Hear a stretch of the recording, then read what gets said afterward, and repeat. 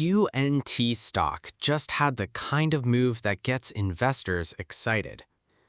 After the White House announced a major new push for U.S. quantum technology, Quantinuum shares closed Friday at $75.57, up more than 5% in one session, and almost 26% above the company's $60 IPO from earlier this month.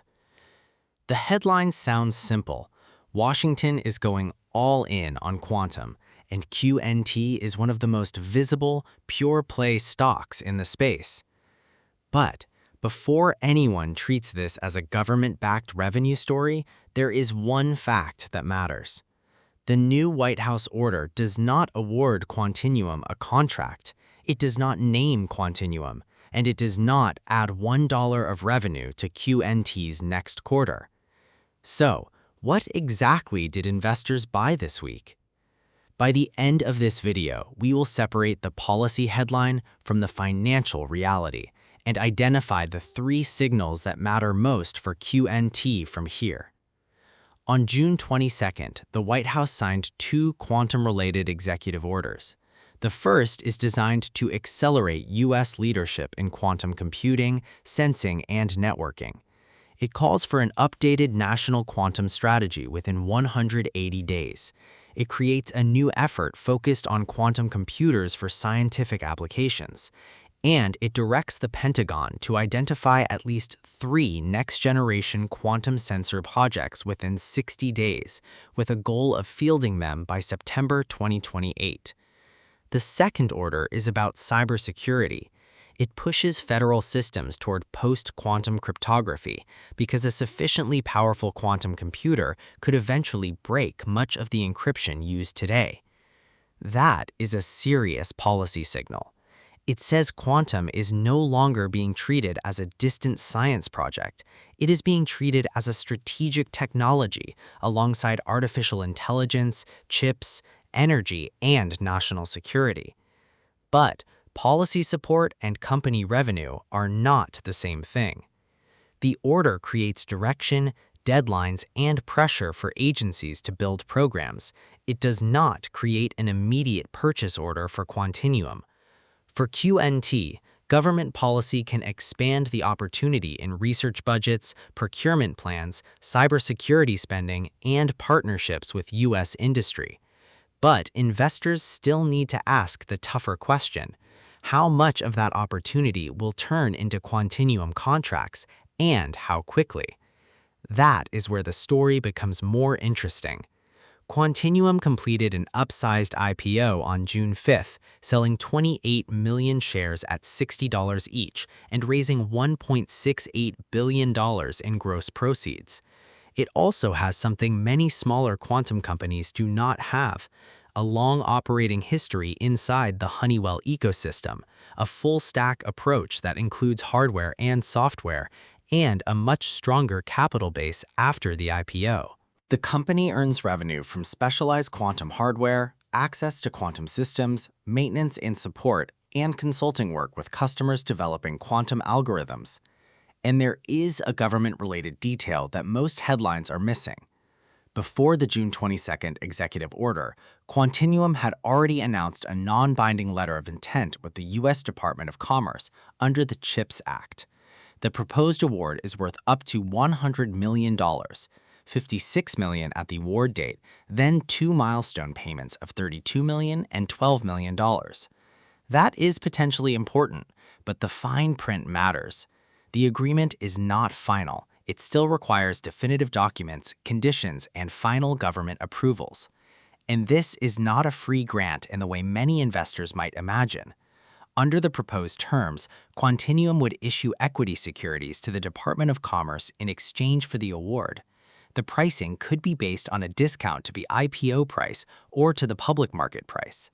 So, the support could fund critical development work, but it could also create dilution for existing shareholders.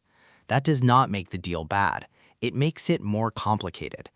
Now, let's look at the business numbers, because this is where the QNT bull case becomes harder to value. For full year 2025, Quantinuum reported revenue of $30.9 million, up 35% from $23 million in 2024. But a $16.5 million hardware-related sales-type lease transaction was a major driver of that growth. At the same time, cloud platform, research, and support revenue declined because a customer shifted from cloud-based revenue into that hardware arrangement. This does not mean the business is broken. It means revenue is still lumpy and sensitive to the timing of large customer deals. That is even clearer in the first quarter of 2026. QNT reported first quarter revenue of $5.2 million, down 73% from $19.1 million in the year-ago quarter. At first glance, that looks alarming, but the comparison was distorted by the $16.5 million upfront lease-related revenue recognized in the prior year period. Quantinuum also said cloud platform, research, and support revenue increased by $2.5 million in the latest quarter. The right conclusion is not that QNT's business collapsed. The right conclusion is that quarterly revenue alone can be misleading at this stage. That is why investors should watch bookings, customer expansion, and recurring access revenue, not just the headline revenue number. In 2025, Quantinuum reported $79.3 million in bookings. That's much larger than recognized revenue, and it suggests a meaningful pipeline of signed contracts. But bookings were only $1.3 million in the first quarter of 2026, compared with $1.19 million a year ago. Bookings are not revenue. They can be volatile, and they depend heavily on when a large contract is signed. This is the key risk with QNT. The opportunity is huge, but the financial base is still small. Quantinuum generated about $31 million in 2025 revenue, yet it came public at a valuation around $15.7 billion. With the stock now almost 26% above its IPO price, investors are paying even more for the future. This is not a valuation based on current cash flow. It is a valuation based on a belief that Quantinuum can become a strategic winner in a market that may not fully mature for years. That belief is not irrational. Quantum computing could create value in materials science, drug discovery, financial simulation, cybersecurity, logistics, and national defense. Quantinuum has credible reasons to be part of that conversation.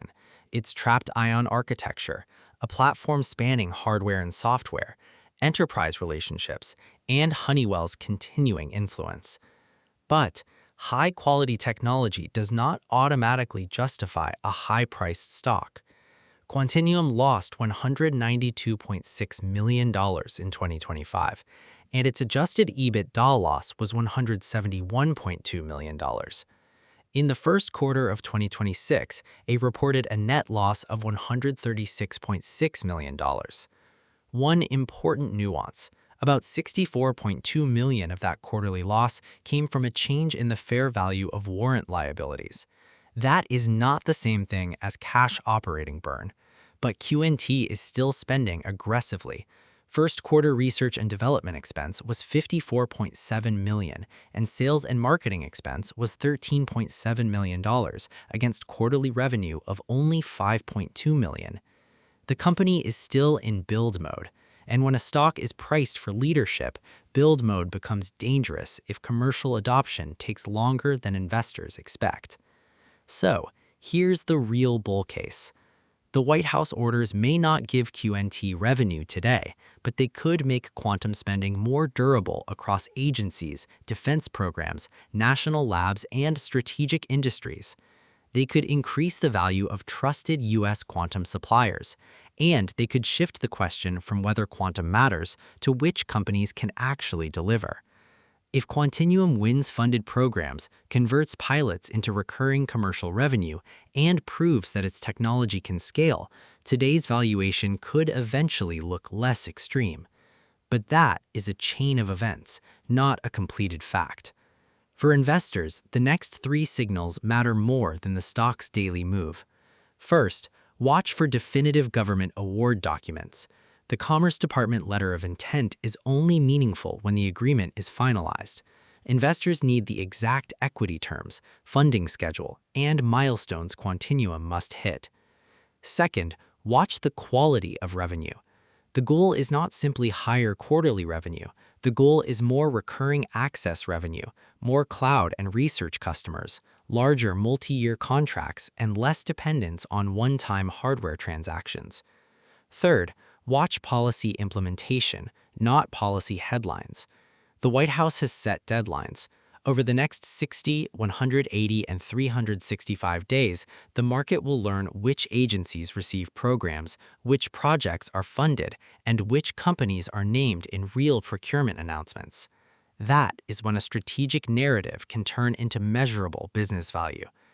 So, is QNT a buy after this policy rally? QNT is not a simple valuation story. It's a high expectations, high volatility execution story.